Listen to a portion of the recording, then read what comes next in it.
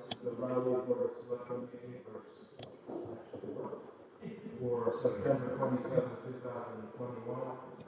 This meeting is being audio and video recorded on Raleigh Community Media.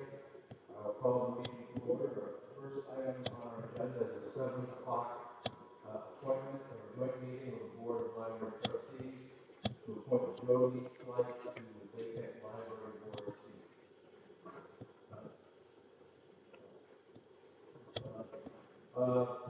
Let's begin with the Pledge of Allegiance. I pledge allegiance to the flag of the United States of America and to the republic for which it stands, one nation, under God, indivisible, with liberty and justice for all.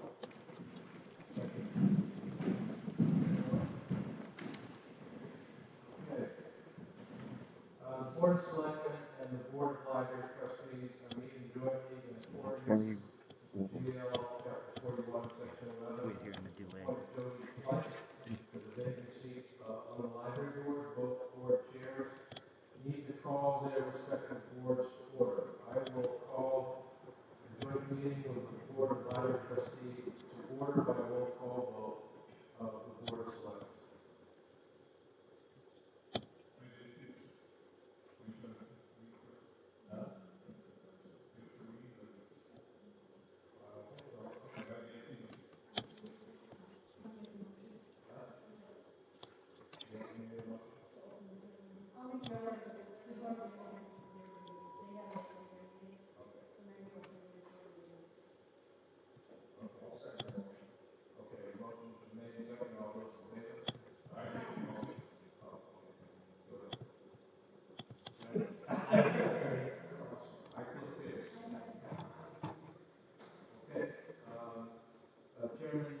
Chairwoman Janet Kennedy calls the joint meeting with the Board of Selectmen to order by roll call vote of the library board.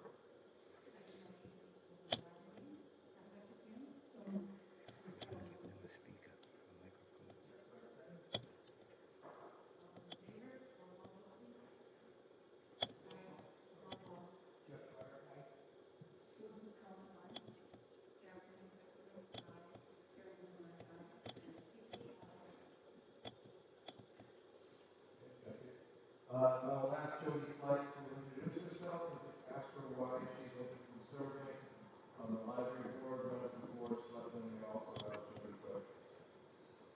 Jody? Shall I just speak for myself? Okay, great. Thank you for inviting me. I have to say it's been a long time since I've excited, but I remembered all the words. I am a nurse by training and have been a healthcare executive for the majority of my career. I retired in 2018 and we lived in Raleigh on Saxon for 18 years. And it's only been since my retirement that I stopped buying books and stopped loading up my Kindle and said, gee, I read books once and I really want to get to know this.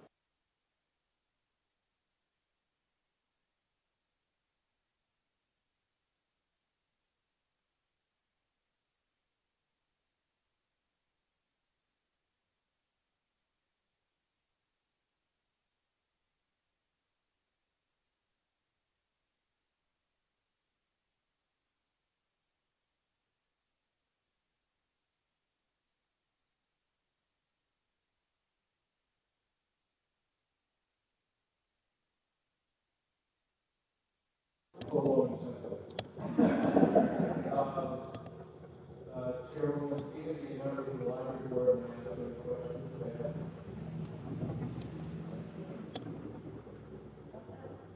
We need to explain to you, Jody, that your appointment runs until the next annual election.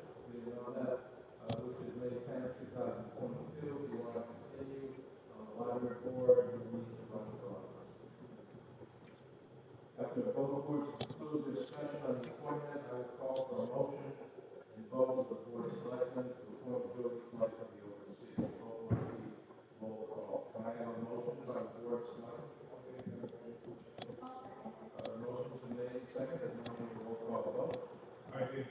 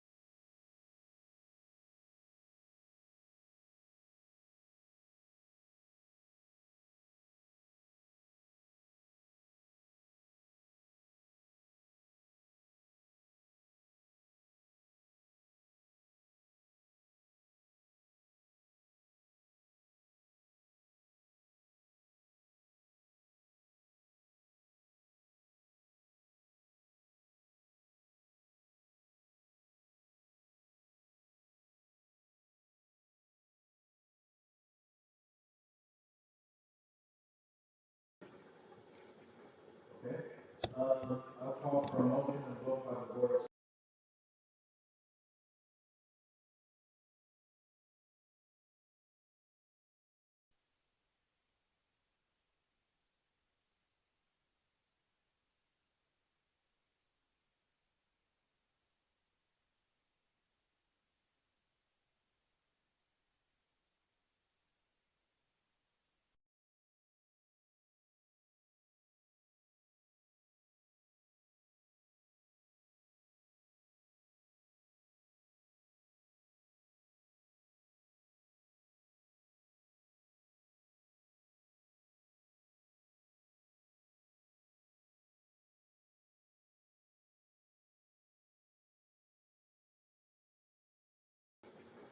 Okay.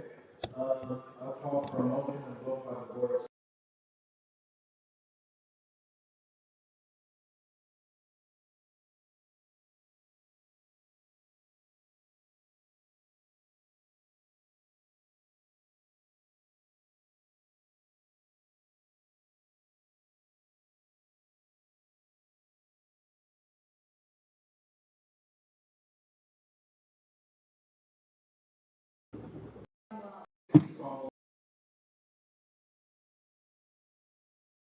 Our agenda is a 7 o'clock appointment or joint meeting of the Board of Library Trustees.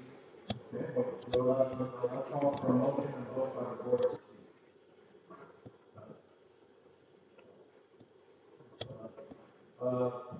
Let's begin with pledge of allegiance. Pledge allegiance to the flag of the United States of America. Pledge allegiance to the flag of the United States of America. Pledge allegiance to the flag of the United States of America. Our agenda is 7 o'clock appointment or joint meeting of the Board of Library Trustees. Okay, so I'll call for a motion and vote by the board.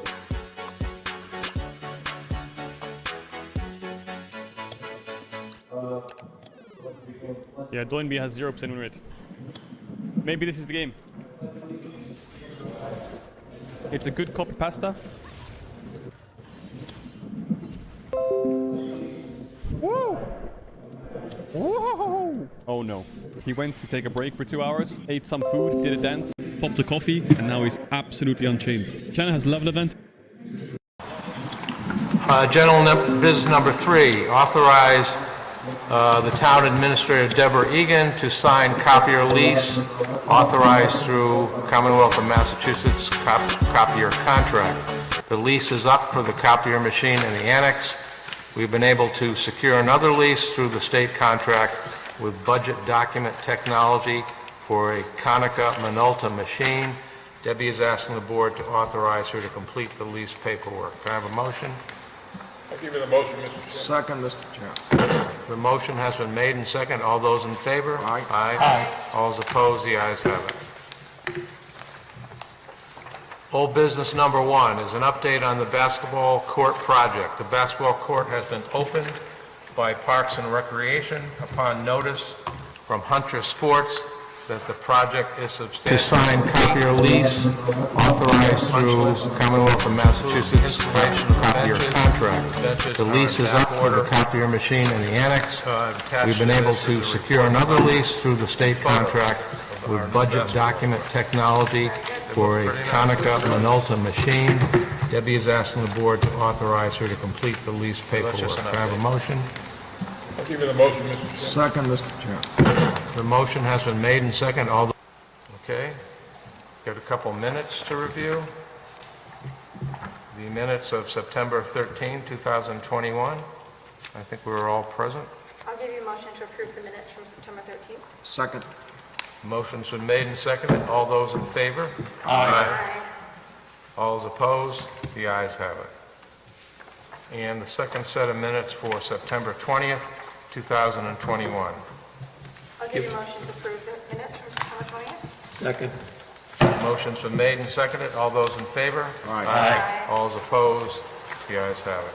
Okay, I'll take up the 7:15 appointment with Fire Chief James Broderick to present David Baker for appointment to the position of full-time firefighter. Chief is presenting David to the Selectmen tonight for appointment to the position of full-time firefighter. Chief, how are you doing? Good. I'd like to present David Baker to the board. He comes to us from the West Newbury Fire Department, where he was called firefighter, still is. Him and Cooper Peripio, our other West Newbury firefighter, is full-time. Know each other very well, so he should be able to acclimate well with us. I first met David during the COVID vaccine clinics up in West Newbury and Amesbury, and he did a pretty good job being the coordinator of supplies. So he is a self-starter. He should do well. I'd like to introduce him and explain a little bit about your history. Absolutely. So, like you mentioned, I'm on West Newbury, been there for 3 years. Before that, for a number of years, I was in EMT. I'm looking forward to being part of the Raleigh Fire Department. Presents a lot of different challenges and opportunities that I haven't had yet, and I look forward to working with that. And a wonderful career serving in that role. Thank you. Board have any questions? I've been. I've none. Well, welcome aboard. Glad to have you. Welcome. I'll take that one. I'll make a motion to appoint him, Mr. Chairman. Okay. Second. The motion to appoint has been made and seconded. All those in favor? Aye. All those opposed? The ayes have it. Congratulations. Congratulations. Welcome aboard.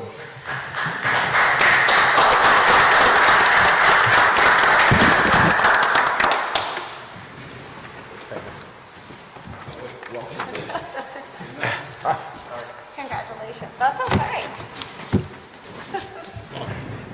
Glad to have you. Congratulations. Be safe. Best of luck. Yeah, sounds good. Congratulations. Take care. Welcome.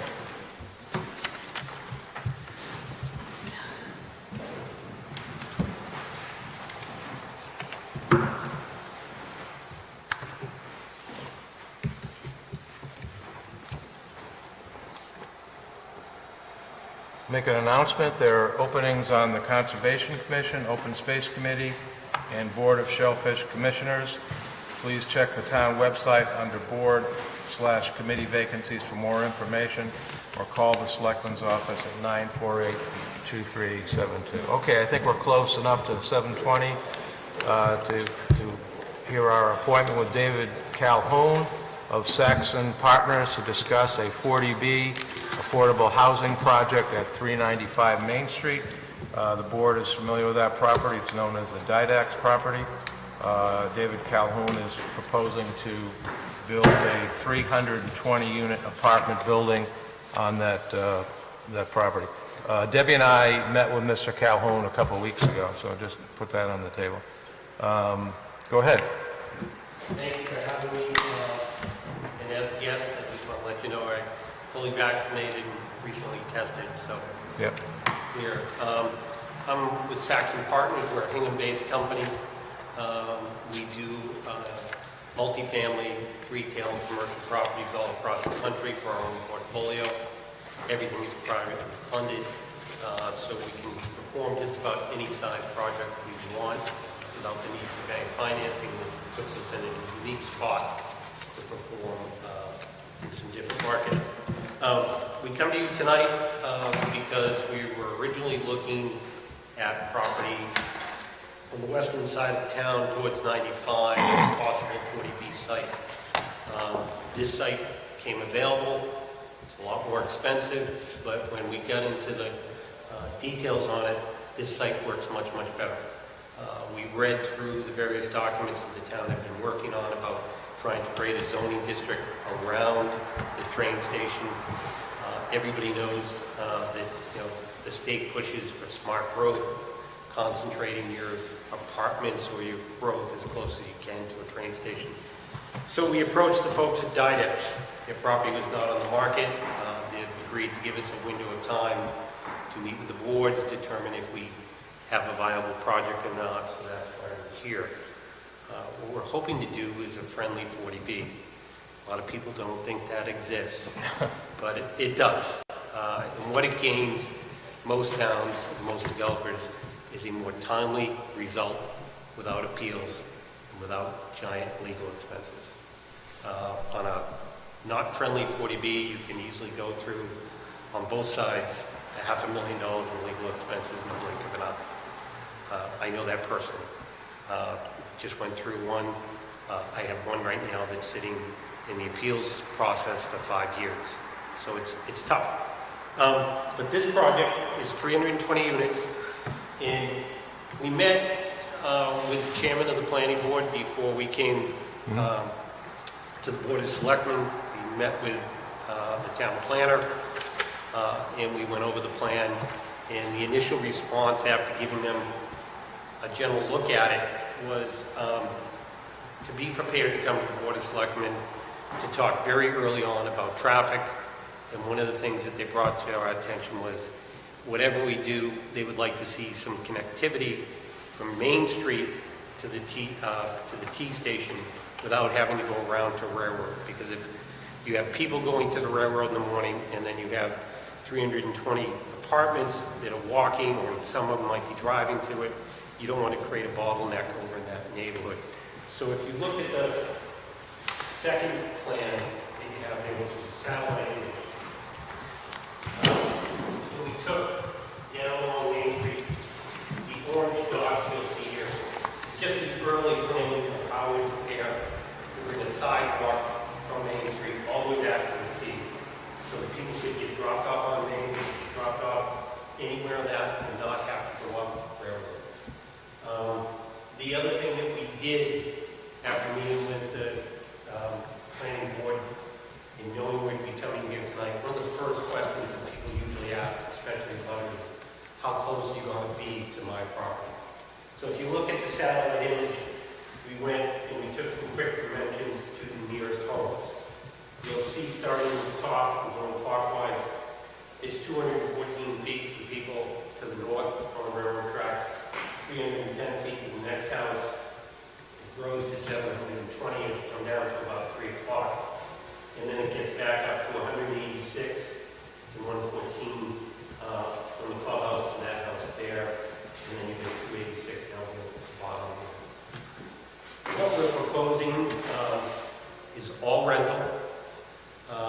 Because we're doing all rental, the town would receive 100% credit for the 320 units. So the town will immediately become, once it's approved, over your 10%. Because I think you only need like 150 or 160 units to hit your 10%. My calculation is correct. But you would be at state's 10%, and you'd probably be at it, and you would probably be safe, at least as long as I'm going to be in the circle. So it's, and I'm only 60, I'm not looking 80. But when you look at the development, we'll be putting in a clubhouse with an office, rental office, amenities, a pool. The pool will most likely be a seasonal pool unless we find that the tenants want a year-round pool. It'll be surface parked. The current plan you see is 2 parking spaces per apartment, which all calculations would show we're way over parked. So what we would propose to do when we get with the ZBA, get with the planning board, is we would probably ask if we could bank park. And when I say bank park, what we would do is we would take our parking spaces around the perimeter and in the areas closest to abutters, and we'd build those structurally, but then we'd cover them with loom and sod them so that they didn't look like parking spaces unless the demand warranted it. If all of a sudden the demand found that everybody had 2 cars, then we could roll up the lawn, put down some pavers, and you'd have the needed parking spaces. But one thing that you see when you drive around developments is you see way too much asphalt. Everybody's way overparked. But they do that for the one day that everybody's going crazy at Christmas or New Year's or whatever it would be. But we think the parking ratio here, what you really be needing is about 1.1, 1.2 spaces per apartment. So a lot of this parking would go into that bank space. probably a question that I know we're going to get, because it was already raised by your chair. It's too big. It is a big project, but, you know, to do a real high-end, high-quality project, you need to go big because you want to have the full-time staff. You don't want to have this part-time managed. You want to have all the amenities, and you want to build a rich building. You want the building not to be garden-style, 2-story, 3-story. You want it to be 4-story with plenty of elevators so people can go up to their apartments and enjoy their lives. We feel that this market is ripe for this product because you have a lot of seniors in town that don't have an opportunity to pick something else to move to. If they choose to sell their home, yeah, they'll get a great price right now, but to buy something to replace it, even at half the square footage, is going to be the same money. So there's not an option for them. A rental product that is high-end is well received, I think, by everybody when they actually see what gets built. Going to the traffic. We had GPI run a quick traffic report. There's not a lot of data right now on Main Street that they could find because on a lot of cars, and it's controlled by Mass Highway.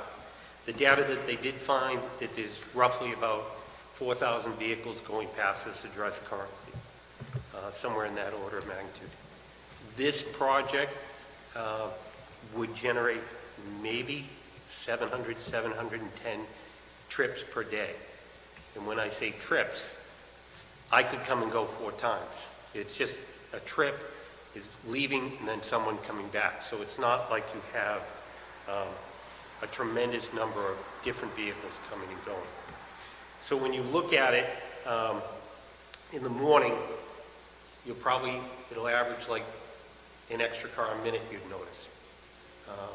And in the afternoon, you'd probably have the same thing around the commuting hour. But other than that, it's not going to have a great deal of impact. It won't lower the service on any of the intersections that we could look at. It won't lower the service on the highway. But with the connectivity here, there could be more people that decide to drop people off and head a different direction. So that may be something that we look at. Maybe some flashing yellow lights, maybe something to a crosswalk, something like that, in case people are dropped off on the wrong other side of the street. But the early look is that traffic will not be a problem. We do have to do private wastewater on the property, so we have to develop a wastewater treatment system. Wastewater treatment system that we would propose to use would be a water reuse program. And what we do is we treat our effluent to a reuse standard. And when you treat it to a reuse standard, you can then reuse that clean water in your toilets, in your irrigation. So the demand on the local water system is far less than a regular development. The building will probably be all electric because we're finding that gas is not the best way to do even a large development.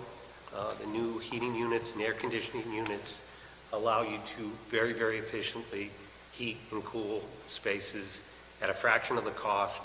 You don't have, if you go and look at even many of the current apartments that were recently built in the last 2 years, if you go around the sides of those buildings, you'll see banks and banks of gas meters. That has become a real problem. Going to the new high-tech heating and cooling, you don't have the gas meters. You don't have the gas coming on the property. The gas may come on the property for fire pits and for outdoor cooking, that type of thing, but not for the actual units. The building would be fully sprinkled, so it would not be a burden on the fire department. And the sound we would most likely do all our windows in a double or a triple glaze for sound purposes, so that you wouldn't even hear the train when it goes by. So that's the project in a really early nutshell. Our goal is to get support from the board that you would like to do a friendly 40B, and maybe we create some type of subcommittee that works on it, and we go through that process. Okay, thank you. Yeah, you say you want to do a friendly 40B. Essentially, what that means is, I think, you have to get the Board of Selectmen to sign on to your project, right? We have to get the highest appointed person in town to sign on. Right, that's us, so... That's you guys. And I told you at our meeting that I could not support this, because it's, to my mind, it's just too big. Yep. And I asked you if you'd be willing to reduce the scope of the thing.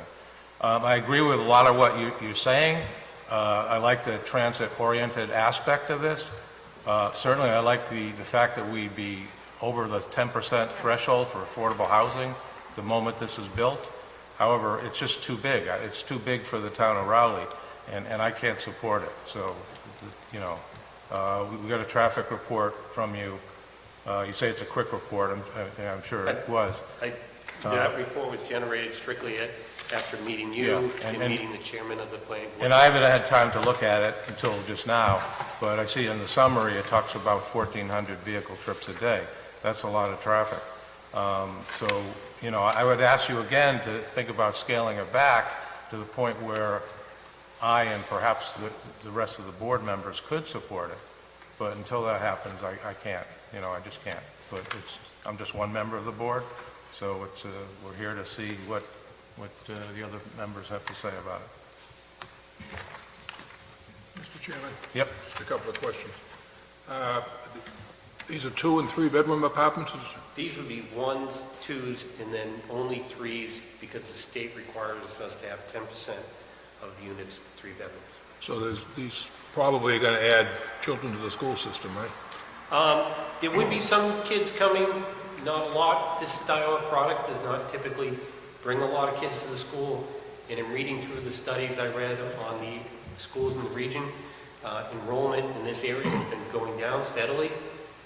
So you actually could use some kids coming to the school, but you're not going to find many at all, because most families don't look to raise their children in an apartment-style product that has, you know, it's more of a contemporary product with elevators, you know, for kids to go down the elevator and go out to play. It might be okay if you're living in Boston, but not out here. What would happen, I think, is you would find a lot of younger people who come out of Boston that love to ride the train, that don't even have cars. And they would probably come here, they would rent, they would get to know the town, and then they would look to buy in the town eventually, in the homes that possibly open up when seniors move out. So you would have some kids, but it's not going to be overwhelming, and we're glad to provide studies for you on that. And this is a mix of affordable plus regular rental apartments? Under the 40B law, it is required that we make 25% of the apartments, so 80 of the apartments would be affordable at 80% of the median area income, which flows back to Boston. As a matter of fact, this is a project that we just completed in Plymouth, if you don't mind. Nope. These are the rents, because I think somebody would be asking about rents, so I grabbed these before I get it out the door. This is a project we did with Walk at College Place. Sorry, I don't have more copy.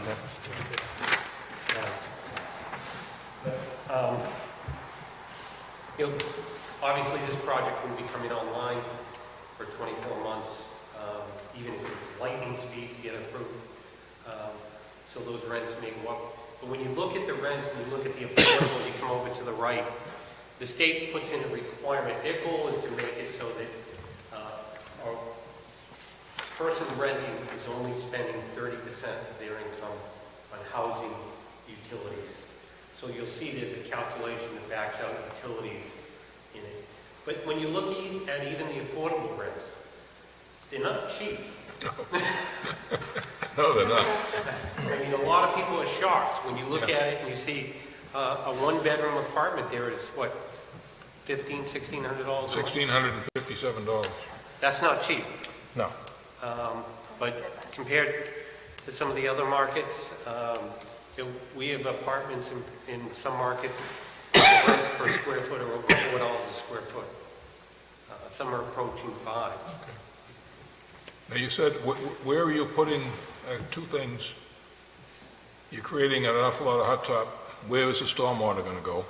The stormwater would most likely be treated underneath the parking, and then we'd have to work that all out. But it's very possible we would put it all underneath the It'll parking. be underground? And where would the septic plant, or whatever it is? Septic plant, we'd still have to determine where we're putting it. We'd probably try to figure out a place where it's, maybe it will be down in this corner, it could be here, or it could go up by the T. The plant itself is not that big of a size. It's come down in size significantly. The ability to treat the effluent has gotten to the point where you can treat the effluent so that it is truly reusable. Okay, just as a follow-up comment to the chairman, I agree that I think it's way too big for what, you're filling every inch of the space, and all that traffic is funneling through the intersection down here at the center of town, which I think is going to create a nightmare. Well, I don't know your traffic study if it has to take into account the intersection here at Church Street by the drugstore where the traffic light is or not, but I think all that traffic, if they're not taking the train, they're going to be heading for probably 95 and Route 1, which means they're all going to come down Main Street and come through that intersection and probably the Agawam Diner intersection. So just a comment, I'm not downcasting We it. would, obviously, when we get to the ZBA, if they elected for us to do it, we'd do a full-blown traffic study. We'd go back as far as they feel is necessary. We felt this location would be far less impactful than the one we looked at over by 95, because we felt that although there's going to be some people getting on the highway, most people are going to want to come to this train station so that they'd be coming all the way across town. I think that's a rosy assumption. I don't know if that's true. I mean, first of all, people aren't going into Boston to work in offices these days, so who knows how that's going to play out. The MBTA has a lot of problems. Who knows how that's going to play out in terms of their funding? I mean, they may close this line for all we know. So I just don't see that that's something we can bank on, personally. I mean, I just don't see that you can say that most of this traffic is going to walk to the train, most of these people are going to walk to the train station. I mean, I know people who despite having a train line in Rowley, drive to work in Boston because they prefer their cars. So this is before the pandemic happened.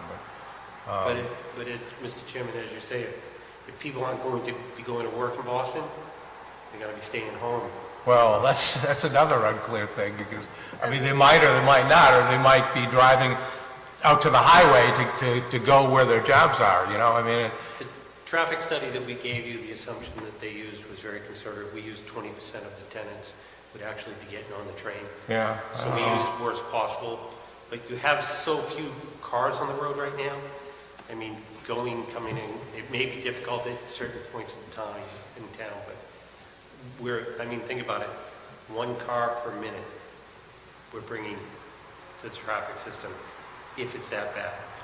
Are people going to go out, leave there and go to Market Basket, not get on the train and go back to Whole Foods in Cambridge or wherever? Most definitely, they'll learn Market Basket's a better value. Yeah. But they'll, eventually the growth is going to be there. I know you keep saying to me it's too big. What isn't too big? What is the maximum occupancy that you can see for this facility?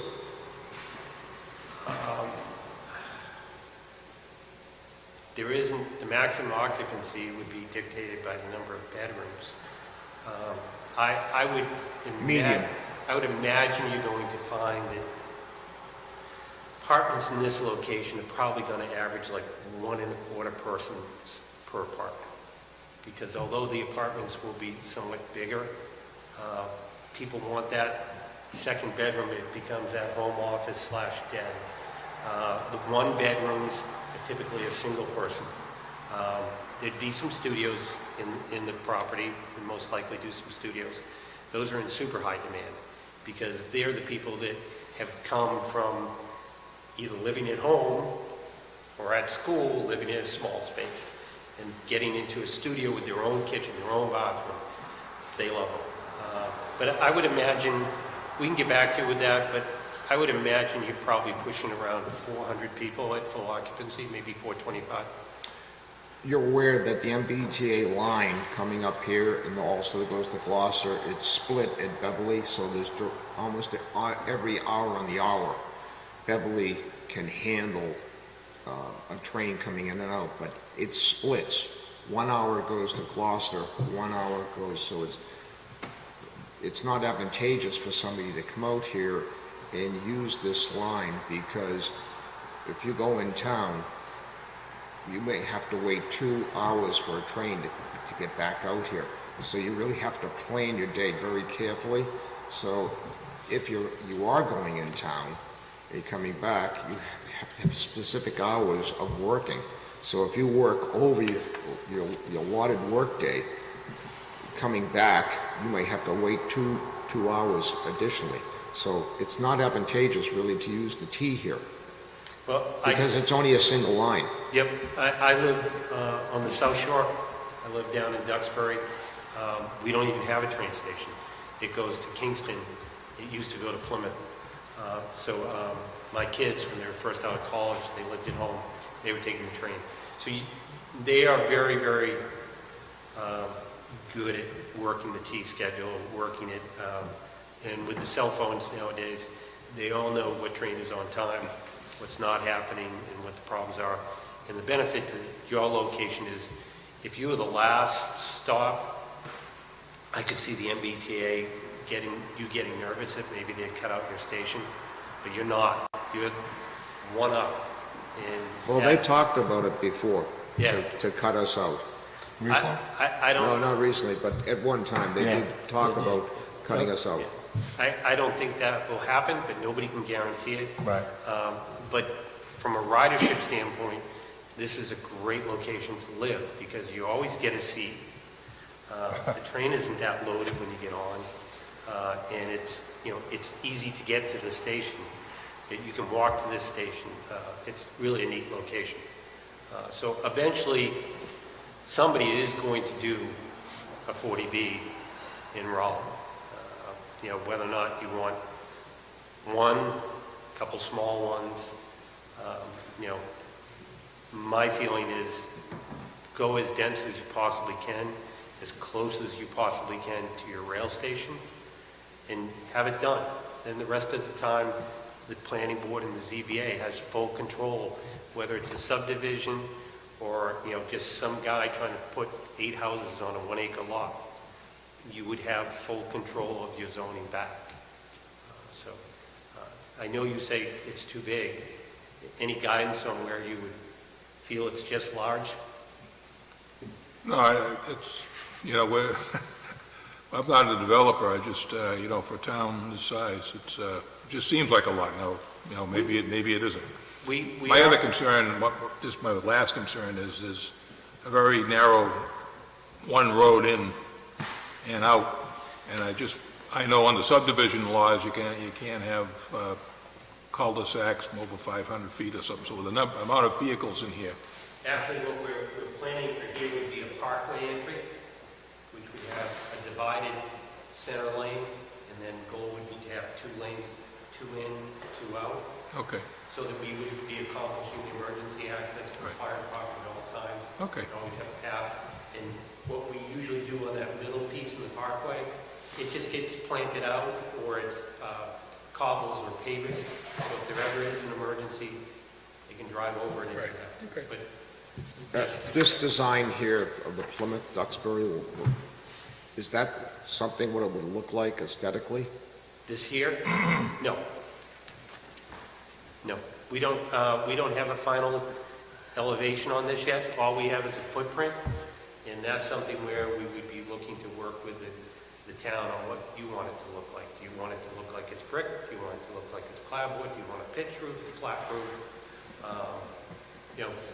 We prefer to do a more contemporary looking building, but you can get, I meant to bring it, you can get, I've got a drawing that shows, was done by Clay Smoot, and it's the exact same drawing, and except he changed the roof lines, and he changed a little bit on it, and it goes from looking like a very, very contemporary building like that to a mill building, and it looks, I love mill buildings, it looks super rich, but we would look to work with the planning board and zoning board on trying to get the building to look as good as we possibly could. Our goal is to obviously have a really long driveway up to the building. So this would all be landscaped out. So what we would hope you would see at the street would just be a grand entry. Now, you understand that this is the Great Marsh right on the other side. 22,000 acres of some of the most beautiful prime marshland on the East Coast. I mean, everything from Salisbury all the way down to Essex. It is just, environmentally, the impact would be tremendous. And don't forget the historic byway. I mean, Yes. It's been approved for that. Yeah, I mean, our goal obviously is to maximize our ability to enjoy those views.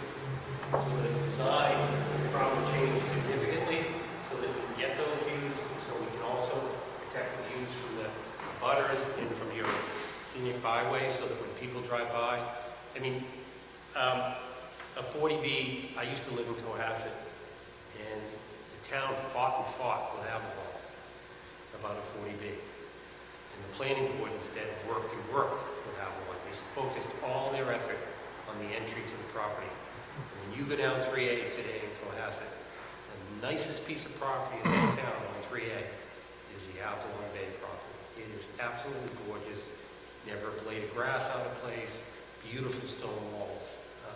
And that's what we would like to do with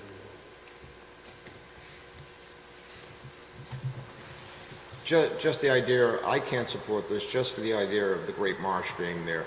And aesthetically, I just don't see this is going to fit in with this area. Environmentally, I can't see it.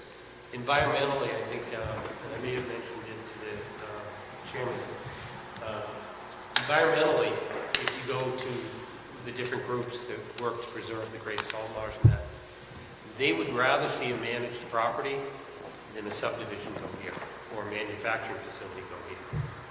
Because as soon as you do a subdivision, and say you put in 20 homes, I mean 17.8 acres, that area is just over acre zoning, if I'm not mistaken. So say you only get 16 homes. You get 16 homes. Every single one of those kids is going to have an all-terrain vehicle, a mountain bike, and in the winter they're going to have something that they can get across those marshes on. And the problem is for the people, the conservation people, is they have to now go and bring that to the attention of 17 different groups of parents. They're not going across that marsh with an ATV vehicle, believe me, because I can tell you that the clammers tried to go out and use Haystack Road and go across, and they were forbidden by the federal government. So that's not going to happen. I'm not saying it's right. I'm saying that's the problem that conservation commissions deal with, because if you have a kid on an all-terrain vehicle, they don't care what the rules are. They just look at the opportunity. Believe me, that won't happen out in that marsh. I can attest to it. I only know from experience because we were looking at development, and it was the great down in Hanson, the great white, I forget, swamp down there. It's a historic swamp. And the conservation commissions came to us and asked us to do everything we possibly could to do our project, because they didn't want a subdivision, because they didn't want to chase all the kids. I work quite a bit with the aquaculture out here, and I'll tell you, that is not going to happen across the Great Marsh. Anything you say about ATV vehicles, that's not going to be even close. Put it this way, I just telling you that it's a headache for the conservation people. It's one more worry that they don't have. I mean, you can't have that type of product on a rental property. You can't have an ATV. You can't have a snowmobile. You can't, you know, you have rules and regulations that you have to sign when you sign your lease, so. I understand that, you know, the concerns, but environmentally, there's nothing that we can't conquer through good engineering to protect the Great Salt Marsh. I mean, you have a manufacturing facility there now. So, I mean, I think we can certainly hit all the safety points and give you a good, safe. What's the next step? You Next, need our approval before you do anything? no, well, if we want to do friendly, I would love the board to say, hey, we're going to vote and it's 3-2 or it's 4-1. We're either going to pursue a friendly 40B or we're not. If it's a no, then we're simply going to go back and make a business decision and say, do we want to do an unfriendly 40B? And how much money do we want to spend to get that done? And it's just a business. We may pass. We may just say, you know what? We're not doing anything. Thank you very much for the opportunity. We'll go and buy 120 acres out at the other end of town and try to blow something in out there, because that would be easy. There wouldn't be any heartache out there, but it wouldn't be the smart place to put a development. So we'll probably just, if we can't get we can't get cooperation, my recommendation would be that we just pass. Can you tell me what this building is right here on the corner? Of course. Right here, what is this? What number of Main Street is that? I don't know what number it is. Gentlemen have a boat on the side of the house. So what's going to happen with that property? Right now, I don't know. It would be respected. We respect the setbacks. The driveway would by there. Right, but I was just curious because this is a property as well, but you don't have a number of feet to this property like you do the other ones. We would have, for clubhouse, if the clubhouse goes there, you would have still almost 350 feet there. Well, the entry, the gentleman wanted to go to the main road himself, would probably entertain buying the property. There's a few that could make this property better. There's some that are openly looking to sell. Right. That being said, I have to disagree with you on, I think that a majority of the affordable housing will be families and people with children. I think that the majority of the affordable housing within this complex will be people with children and families. I don't agree with you when you say that there'll be really no children there. I think that you're mistaken. I think there will be a good amount of children.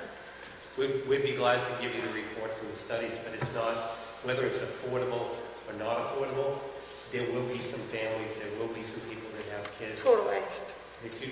I think, yeah, I do. I think that, you know, Dave's concern was the impact that this would have on the school system. I think it'll have a positive impact because you need kids.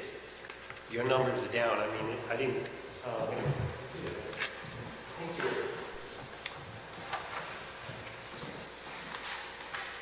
Yeah, but Since 2009. I wouldn't argue that we need kids. Yeah. We lose kids every year and the school bill goes up 5, 6, 7, 8% a year without adding. If we add kids, I'm sure that, I mean, I know this will produce a lot of tax money, but We have a lot of young kids in the pipeline that are, I'm sure, are looking forward to going to Triton. I just think we should take this under consideration and, I mean, not take a vote or anything tonight, but just Yeah. get some community reaction to what you're proposing. It to be fair to you. Tim, I appreciate it. You guys have given us the time, you've given us the opportunity. Right. One of the things that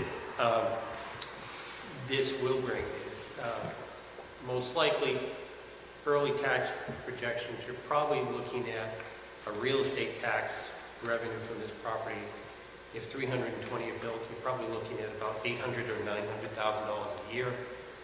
The excise tax revenues from this alone, think about it, if you have 300 cars, the average car is 20 grand a car, 25 bucks per thousand, that in itself is a nice chunk of change that most people don't factor in. So you're probably looking at $900,000, maybe $1 million in tax revenues without having to build a single water line, without having to build additional roads, without having to do anything else.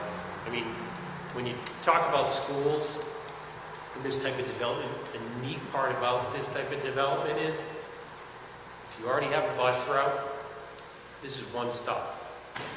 And you pick up, even if you get 30 kids, you pick up all 30 kids, one stop. You don't have to go to 26 different neighborhoods to pick those kids up. You don't have that extra school bus route or two. You know, a lot of the talk about the impact that they have is, it isn't there. And as far as the affordability element, recently I have my own project in Western Mass. It's been held up in appeals. They hired their own group to do a study. Weston is one of the most exclusive towns in the state. Over 50% of the people in that town are eligible to live in the affordable units of the property, because so many of the people have no income. They're riding on their investments, they're riding on trust funds, they don't have any income. So they're eligible. And the number of people in that town, you should go online and read it. It's really interesting because I don't think they wanted it published. But the number of people that are overburdened with their housing expenses, something like, it was a really, really big number. It was like 65% to 75% of the people in the town were spending more than 65% of their disposable income on their residence. So it's, you know, so the affordable piece really isn't an affordable piece. It's something that most people are eligible for and most people embrace. There is a lottery for the affordable units, but that's, once that's full, and your housing program here in town has no vacancies from what I understand, and you have none available. You don't have many. I think you have 48, and maybe 12 of them are clustered in one property itself. Yeah, so if the board would take it under advisement and would like the town manager to give me a call and say, if I get it, we're more than happy to respect your opinion, and we'll just make a business decision and say, hey, we can do something or we can't. Have you talked to environmental groups about the impact to the Great Marsh with this product? We have not, but I do deal with DEP on a regular basis, and I don't think they won't let us impact it. You can't, all the stormwater has to be treated, and it has to leave the property at a slower rate than it currently does. The volume can go up, but the rate has to be maintained. We have to pre-treat everything. So I would say after a new property was built, properly built, the water, stormwater, I think the health of the Great Marsh would be improved, you know, at least from this property. So yeah, the DEP is just super proactive in making sure that you try to really do everything you can and implement best management practices. And it's a brutal process. I mean, they check everything. And now they have you look at, and we always look at, how we can take our roof runoff, how we can utilize that, how we can use our irrigation systems. So it's, yeah, we could definitely make sure that one of your biggest assets is respected and protected. And it has to look aesthetically. That's another thing you're gonna have to look at, to place that out there. Yeah. And I think 4 stories is just... The reason why we do 4 stories is everybody who does 3 stories, that's garden style. That's a walk-up unit. That's not the best of quality. You know, people want an elevator. They want a lot of them. And we spend a lot of time studying how far they can walk from their apartment to their elevator to make sure that they're comfortable, because it is in high demand, and it makes for a better view out to the marsh. So the 4th floor, 3rd floor, 2nd floors are going to be really high demand. So. Bernie, you have a question? Yes, Bernie Cole, Weathersfield Street. I'm not familiar with the ins and outs of affordability. So what constraints, how can you manage the mix of people, of residents in this complex? If I'm getting on, I don't really want to be in a building with a whole bunch of kids, especially in the apartment style building. What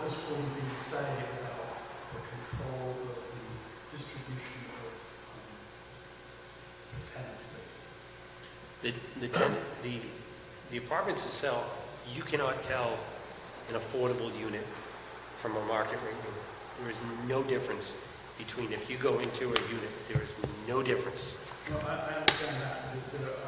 You've got a number of different buildings.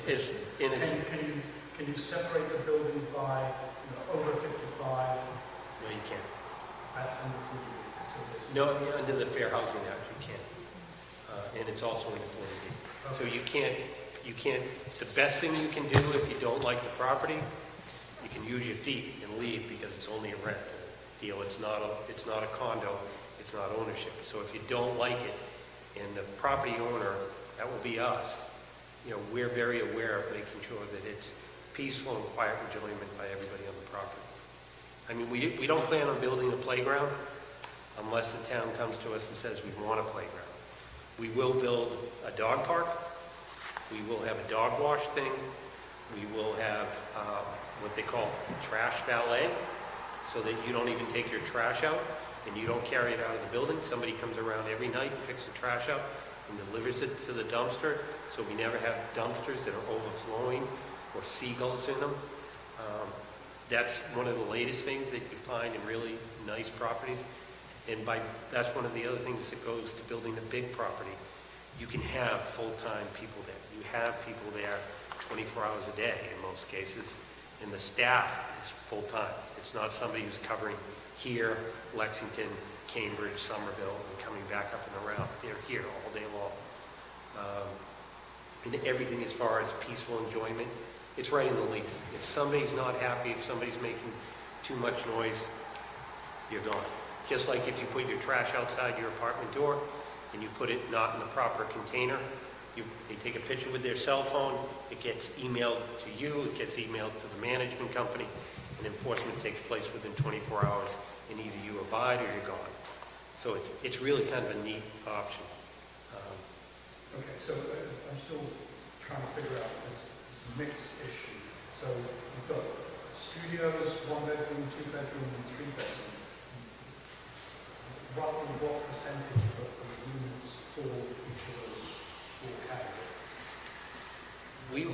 At the moment, we'll probably do, it'll probably be 40% ones, maybe twos, 40% twos, and then we'll just do whatever the state minimum we can get away with on the threes. Because we don't want to do threes.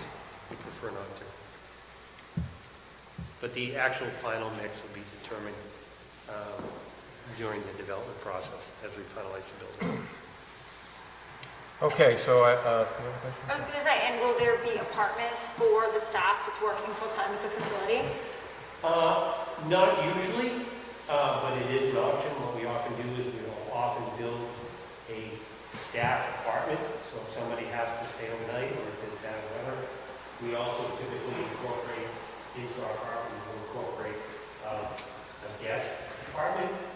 So if you're in your apartment and you have family in town and you don't want them in your apartment, you don't have to send them to a hotel or wait for a rate. You can simply go online and you can log in and ask if the guest apartment is available, and then you can rent it. It's a loan, and then you rent it, and your guest can stay.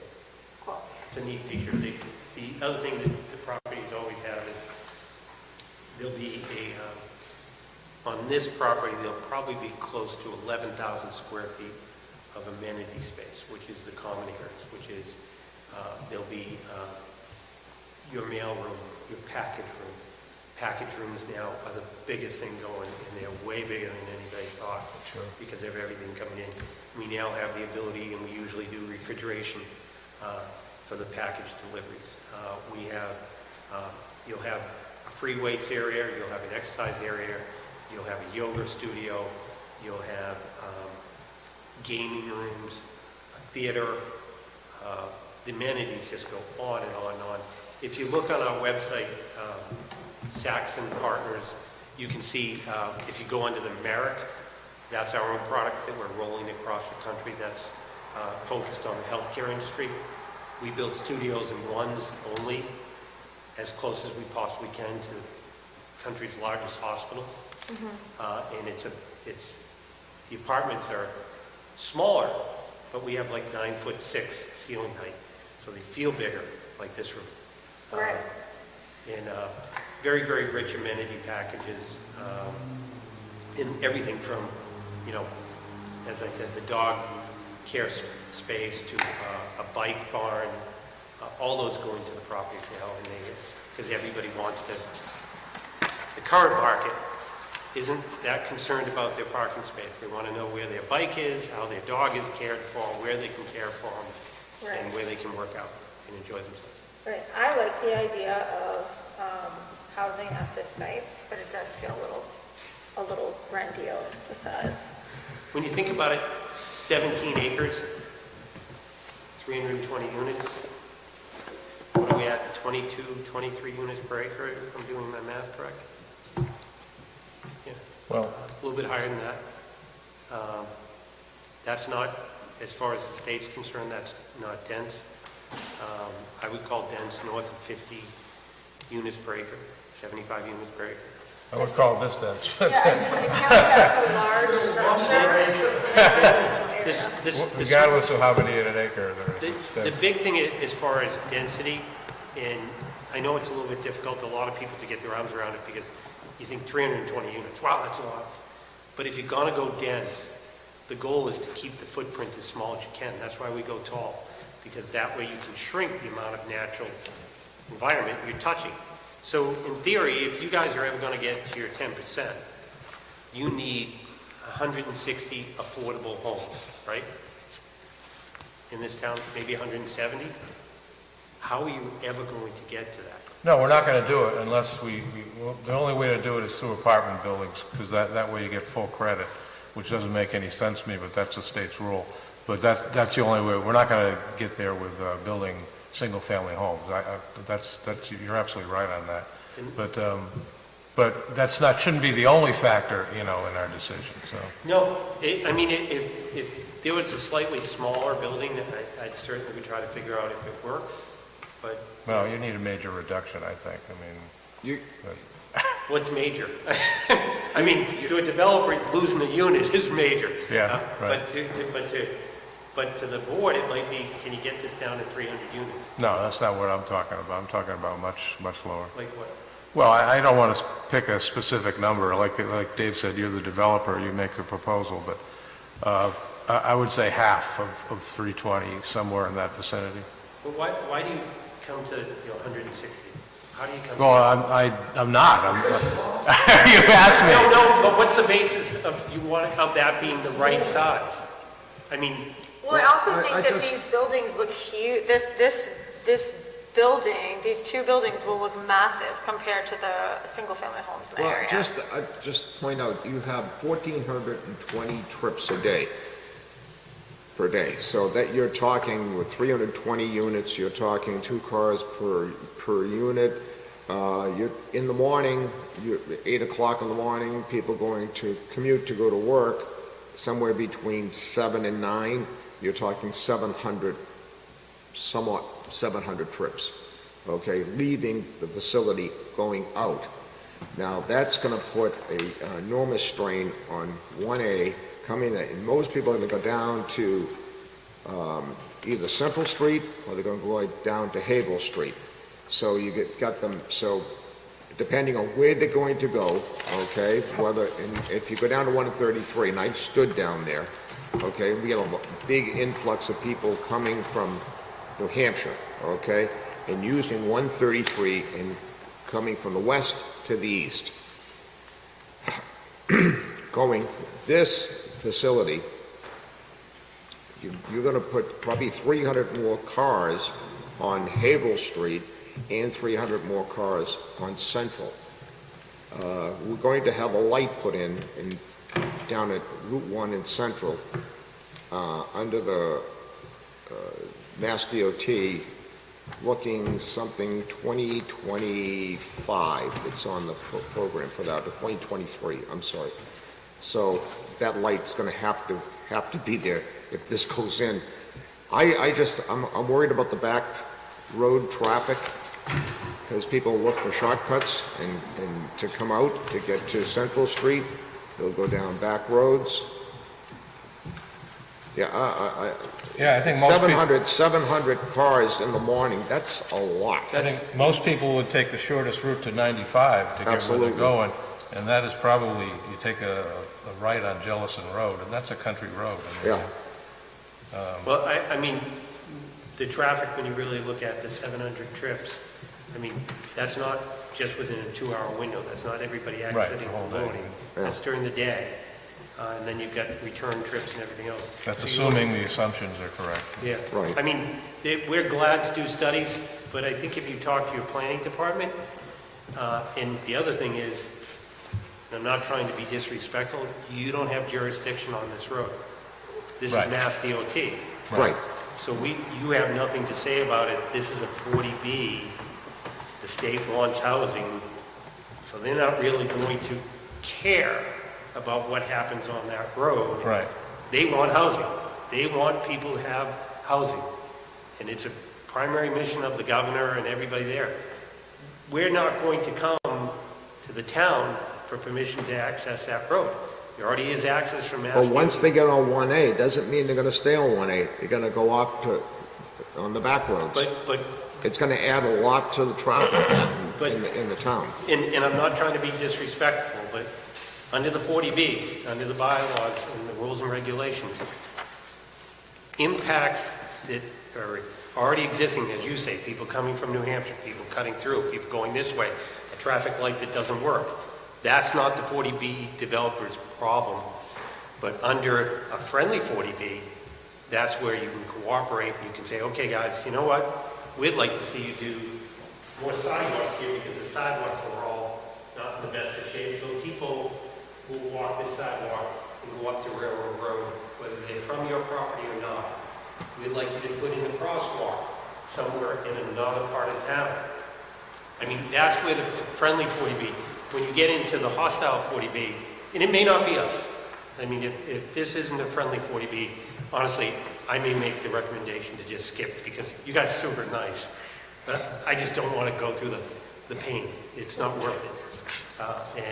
But somebody else is. Somebody else is going to do a large development in your town with you. And they may do condos. They may do a large subdivision under the 40B and blow in 120, 130 homes out by 95. You've got that 120 acres there that can be bought right. You've got another parcel that just went under agreement that's further down right near the horse farm, 37 acres. That's trading for $1.8 million. And somebody's going to do something large there. And it's not going to be rental, it's going to be for sale product. So you're going to have a tough time if you're not proactive and try to get towards your 10%. It's good for us to help you get to 10% as a developer. We love to see that because then competition isn't coming to town because we're the last guys in. So that's why we'd love to work with you. I know it's a big project. I think we can convince you that we can make a big project look good. A lot of people come back and say to us, your project's too big. And when you ask them, what's too big? They always come back and say, well, you want 300 units, I'll take 150 units. And a smart developer would say, fine, we'll do your 150 units. We're not going to shrink the building, we're just going to do bigger units. We're going to still get our net rentable by creating bigger units. So that doesn't address your problem. I mean, whereas concentrating on the design, making sure that, sidewalks that have granite curb rather than precast curb, where they have, you've got true granite curbs all the way up, and you don't have a Cape Cod berm, that you, in concentrated areas, you do no salt treatments of all your walkways and treatments, so it doesn't get to the salt marsh. That's the advantages of it. We'd love to work with you. I really appreciate all your time. If you've got other questions, I'm glad to meet with you. You have my email. You can email me. Glad to show you different things. You're welcome to go see properties and process. Welcome to come to our office and hang out. So just thing that we have to do is, in a relatively short period of time, we have to get back to the sellers and say, we're going to do this, or we're not. Because I think they're just going to, they're moving it, to the best of my knowledge, regardless. So the property could become a different use, sure. Yeah, no doubt, it's a very complicated issue. We appreciate you going through all the complexities. A lot of what you say is valid, they're valid points, but, you know, I always come back to the same thing. Yep. 320 No, units. He was crystal clear. But, Came in the room. so we won't take a vote tonight, we'll probably vote on our next meeting, after, you know, residents may call various selectmen with input or send us emails, we'll see. If you want, we're glad to come back. I can bring Jim Noyes, the traffic engineer back. Yeah. I can bring him in, if you want. Our architect is having back surgery, he won't be available for 30 days, but, you know, if you want to see different buildings, we can bring in a bunch of different photos of different things. But eventually, I think we could do the just good things. Okay, thank you. Thank you. Thanks for your time. Okay. Good agenda, what's left? I think adjournment, isn't it? Okay, adjourn. I'll give you that motion. I'll second. The motion to adjourn has been made and seconded. All those in favor? Aye. All those opposed, the ayes have it.